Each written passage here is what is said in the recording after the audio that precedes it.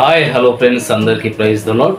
మన తండ్రి చనిపోయినా, తల్లి చనిపోయినా, మన తమ్ముడు చనిపోయినా, మన అక్క చనిపోయినా, మన కుటుంబీకులు ఎవరు చనిపోయినప్పటికీ అది మనకు దుఃఖదినం.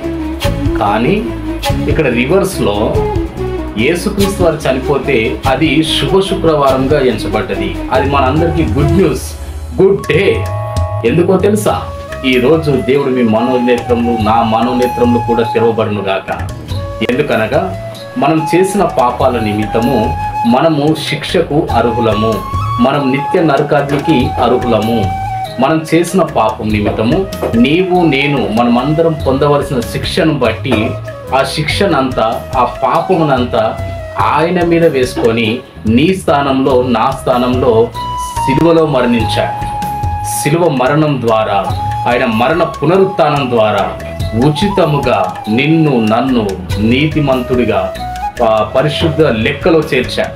ఇది కేవలము మనం చేసిన మంచి పనులు కాదు, మనము ఆలోచించిన మంచి క్రియలు కాదు, మనము నిమిత్తం మాత్రమే.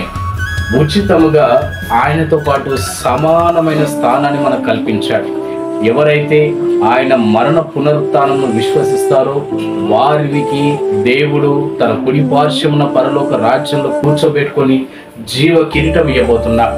ఈ వార్త చాలా మందికి వెర్రితనంగా ఉంటుంది.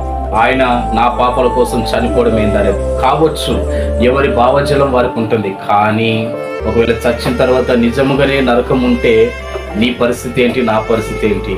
దేవుడు చెప్పింది విశ్వసించాలి. సిలువను గూర్చిన వార్త నశించిన వారికి వెర్రితనము అన్నాడు ప్రభు. కాబట్టి ప్రియ సహోదరి సహోదరులారా, మన నిమిత్తమై ఆయన శిలువ మరణం చెందడం ద్వారా, నీ స్థానంలో ఆయన మరణించడం ద్వారా నువ్వు ఉచితముగా పరిశుద్ధుడిగా ఎంచబడ్డావు. కాబట్టి నీవు నీతిమంతుగా తీర్చబడ్డావు. కాబట్టి ఇది నీకు నాకు మనందరికీ గుడ్ డే, శుభ శుక్రవారము. ఇక నుంచి చెడు చేయకుండా, పాపము చేయకుండా, పరిశుద్ధంగా ఆయన యందు విశ్వాసం కలిగి మనం నిత్య జీవంలో వెళ్ళులాగున అనుదినము మీరు ప్రార్థనలో ఉండండి.